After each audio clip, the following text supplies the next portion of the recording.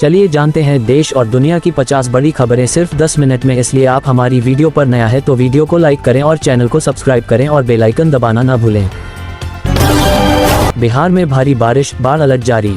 उत्तरी बिहार के कई जिलों में मानसून की जोरदार बारिश जारी, नदियों का जलस्तर तेजी से बढ़ रहा है। बाढ़ का खतरा, प्रशासन ने हाई अलर्ट जारी कर राहत कैंप शुरू कर दिए। पटना में जलभराव से आम जनजीवन अस्त व्यस्त। लगातार बारिश से कई इलाकों में पानी भर गया, सड़कें बंद, स्कूल, कॉलेज और ऑफिस प्रभावित। नगर निगम ने पंपिंग मशीनें लगा दी हैं। कोसी नदी खतरे के निशान से ऊपर बह रही।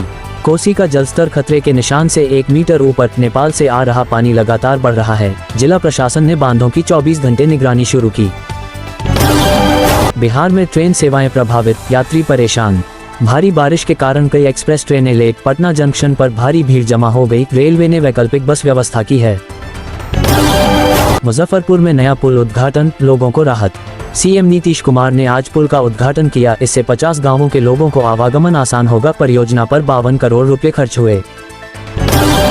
तेजस्वी यादव ने बाढ़ राहत में लापरवाही का आरोप लगाया। आरजेडी सुप्रीमो ने सरकार पर जमकर हमला बोला, कहा प्रभावितों तक मदद नहीं पहुंच रही। विधानसभा में तत्काल चर्चा की मांग की। बाढ़ प्रभावित किसानों के खाते में मुआवजा पहुंचा। 5000 से ज्यादा किसानों को सीधे पैसे ट्रांसफर, प्रति एकड़ 10,000 रुपए का मुआवजा दिया गया। कृषि विभाग ने पूरी प्रक्रिया ऑनलाइन की। मुख्यमंत्री नीतीश कुमार ने बाढ़ राहत कार्यों की समीक्षा की।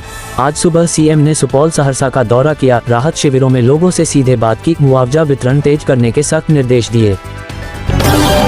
ग्रामीण इलाकों में मुफ्त स्वास्थ्य शिविर लगाए गए। स्वास्थ्य विभाग ने 120 गांवों में कैंप लगाए। डॉक्टरों ने 25,000 से ज्यादा मरीजों का इलाज किया। दवाएं और जांच पूरी तरह निःशुल्क रही। बिहार बोर्ड ने 10वीं 12वीं परीक्षा तारीखें घोषित की। शिक्षा विभाग ने 2026-27 सत्र की तारीखें जारी की। परीक्षाएं मार्च 2027 में होंगी। आवेदन प्रक्रिया अगले हफ्ते से शुरू होगी। गया में सड़क हादसे में 4 लोगों की मौत। तेज रफ्तार बस ने बाइक सवार परिवार को टक्कर मारी। पुलिस ने बस ड्राइवर को तुरंत गिरफ्तार कर लिया। घायलों को सदर अस्पताल में भर्ती कराया गया। बिहार के युवा क्रिकेटर राष्ट्रीय टीम प्रोबेबल्स में 18 साल के अर्शदीप ने शानदार प्रदर्शन किया। अंडर-19 विश्व कप में 4 विकेट लेकर चर्चा में आए। खेल मंत्री ने व्यक्तिगत बधाई दी। बौद्ध सर्किट पर्यटन को नई गति मिलेगी। पर्यटन विभाग ने 200 करोड़ का नया प्रोजेक्ट शुरू किया। बोधगया, राजगीर में होटल और सड़कें बनेंगी। विदेशी पर्यटकों की संख्या बढ़ाने का लक्ष्य। स्कूलों में स्मार्ट क्लासरूम का विस्तार। 500 सरकारी स्कूलों में डिजिटल क्लास शुरू। 10,000 शिक्षकों को ऑनलाइन ट्रेनिंग दी गई। बच्चों को टैबलेट भी वितरित किए जाएंगे। गंगा सफाई अभियान में तेजी, प्रदूषण कम। नमामि गंगे के तहत 15 नए STPS लगाए गए। औद्योगिक इकाइयों पर सख्त कार्रवाई शुरू। जल गुणवत्ता में सुधार के संकेत मिले। गांवों में अब 24 घंटे बिजली, किसान खुश। बिजली विभाग ने 800 नए ट्रांसफार्मर लगाए। शिकायत दर्ज करने के लिए नया ऐप भी लॉन्च। ग्रामीण क्षेत्रों में बिजली कटौती घटी। युवाओं के लिए स्टार्टअप नीति 2.0 घोषित। नए स्टार्टअप्स को 50 लाख तक फंडिंग मिलेगी। पटना और गया में 2 नए इंक्यूबेशन सेंटर्स। 1000 स्टार्टअप्स को अगले 2 साल में सपोर्ट। पशुपालन में 50% सब्सिडी पर गाय भैंस बांटी। 5000 पशुपालकों को नस्ल की गाय भैंस मिली। दुग्ध उत्पादन बढ़ाने के लिए खास योजना। ग्रामीण महिलाओं को प्राथमिकता दी गई। पंचायत विकास कार्यों की सीएम ने ली समीक्षा। वीडियो कॉन्फ्रेंसिंग के जरिए सभी DMS से बात। सड़क, पानी और शौचालय निर्माण पर फोकस। अधूरे कार्य 15 दिन में पूरा करने के आदेश। अगले 3 दिन भारी बारिश की चेतावनी। मौसम विभाग ने उत्तरी बिहार के लिए रेड अलर्ट। नदियों के किनारे बसे गांवों को सतर्क रहने को कहा। आपदा प्रबंधन टीमें पूरी तरह तैयार। केंद्र ने बाढ़ राहत के लिए 500 करोड़ मंजूर। गृह मंत्री ने बिहार को अतिरिक्त फंड की घोषणा। राहत सामग्री और मुआवजे में मदद मिलेगी। राज्य सरकार ने केंद्र का आभार जताया। पटना में भव्य सांस्कृतिक महोत्सव शुरू। कला, संगीत और नृत्य का 5 दिन का आयोजन। स्थानीय कलाकारों को मंच पर मौका मिला। हजारों लोगों ने उत्साह से भाग लिया। हर पंचायत में मुफ्त वाईफाई सुविधा शुरू। डिजिटल बिहार मिशन के तहत सभी पंचायतों में फ्री वाईफाई लगाया जाएगा। ग्रामीण युवाओं को ऑनलाइन शिक्षा और नौकरी के अवसर मिलेंगे। सरकारी योजनाओं की जानकारी आसानी से घर बैठे पहुंचेगी। बिहार को राष्ट्रीय खेलों की मेजबानी मिली। भारतीय ओलंपिक संघ ने बिहार को राष्ट्रीय खेलों की मेजबानी सौंपी। पटना में अंतर्राष्ट्रीय स्तर का नया स्टेडियम बनाया जाएगा। राज्य के युवा खिलाड़ियों को बड़ा मंच और अवसर मिलेगा। बिहार में 500 नए पुलों के निर्माण की योजना। सड़क विभाग ने ग्रामीण क्षेत्रों में 500 नए पुल बनाने की योजना बनाई। बाढ़ के समय भी आवागमन आसान और सुरक्षित होगा। परियोजना अगले 2 साल में पूरी करने का लक्ष्य है। साइबर क्राइम सेल ने बड़ा ऑनलाइन ठगी गिरोह पकड़ा। बिहार पुलिस की साइबर सेल ने एक बड़े फ्रॉड नेटवर्क का भंडाफोड़ किया। ठगी के शिकार लोगों के पैसे बरामद कर वापस किए गए। जनता को साइबर सुरक्षा के प्रति जागरूक करने का अभियान शुरू।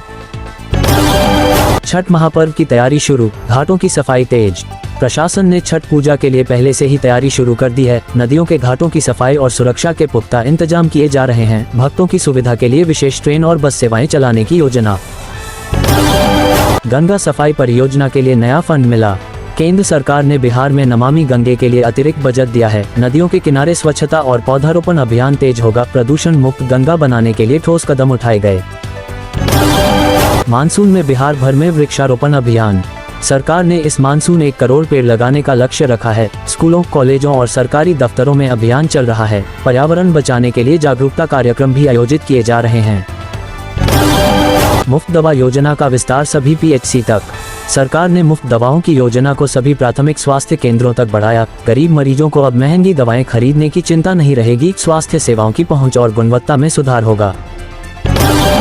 कक्षा 10 बोर्ड के परिणाम घोषित, पास प्रतिशत बढ़ा। बिहार बोर्ड ने कक्षा 10 के परीक्षा परिणाम आज जारी कर दिए। इस साल पास प्रतिशत पिछले साल से 5% अधिक रहा। टॉपर्स को मुख्यमंत्री ने व्यक्तिगत रूप से बधाई दी। बोधगया में नया पर्यटन सर्किट लॉन्च। पर्यटन विभाग ने बोधगया और आसपास के बौद्ध स्थलों के लिए नया सर्किट शुरू किया। विदेशी पर्यटकों को आकर्षित करने के लिए विशेष पैकेज बनाए गए। स्थानीय होटल और गाइडों को प्रशिक्षण भी दिया जाएगा। बिहार विधानसभा का बजट सत्र अगले हफ्ते से शुरू। सरकार ने विधानसभा का विशेष बजट सत्र बुलाने की घोषणा कर दी है। इस सत्र में नए विकास कार्यों और बजट पर चर्चा होगी। सभी विधायकों को उपस्थित रहने के सख्त निर्देश दिए गए हैं। महिला स्वयं सहायता समूहों को नई सहायता योजना। बिहार सरकार ने महिलाओं के स्वयं सहायता समूहों के लिए नई योजना शुरू की। ब्याज मुक्त ऋण और प्रशिक्षण की सुविधा दी जाएगी। 10 लाख से ज्यादा महिलाओं को आत्मनिर्भर बनाने का लक्ष्य है। तेजस्वी यादव ने बेरोजगारी पर सरकार की आलोचना की। विपक्ष के नेता ने आज विधानसभा में सरकार पर जोरदार हमला बोला। उन्होंने कहा कि युवाओं के लिए पर्याप्त नौकरियां नहीं बन रही हैं। सरकार से इस मुद्दे पर जवाब मांगा गया है। गया में नया 500 बेड का सुपर स्पेशलिटी अस्पताल। केंद्र सरकार ने गया में एम्स स्तर का नया अस्पताल बनाने की मंजूरी दी। स्थानीय लोगों को अब बेहतर इलाज के लिए दिल्ली नहीं जाना पड़ेगा। 500 बेड वाला यह अस्पताल जल्द ही निर्माणाधीन होगा। बिहार पुलिस ने खतरनाक अपराधी गिरोह को गिरफ्तार किया। पटना पुलिस ने एक अंतर्राज्यीय अपराधी गिरोह का भंडाफोड़ किया। गिरोह के 5 मुख्य सदस्यों को हिरासत में ले लिया गया है। कई लूट और ठगी के मामलों का खुलासा पुलिस ने किया है। युवाओं के लिए नया स्किल डेवलपमेंट प्रोग्राम। बिहार सरकार ने बेरोजगार युवाओं के लिए नया कौशल प्रशिक्षण शुरू किया। IT, हेल्थ केयर और मैन्युफैक्चरिंग में ट्रेनिंग दी जाएगी। 5 लाख से ज्यादा युवाओं को लाभ मिलने का लक्ष्य रखा गया है। पटना मेट्रो के दूसरे चरण का निर्माण शुरू। आज पटना मेट्रो के दूसरे चरण का शिलान्यास कर दिया गया। इस चरण में 15 किलोमीटर नई लाइन बिछाई जाएगी। यात्रियों को जल्द ही बेहतर और तेज कनेक्टिविटी मिलेगी। आपको हमारी वीडियो कैसी लगी कमेंट में जरूर बताएं और आपको हमारी वीडियो अच्छी लगी तो वीडियो को लाइक करें और चैनल को सब्सक्राइब करें। धन्यवाद।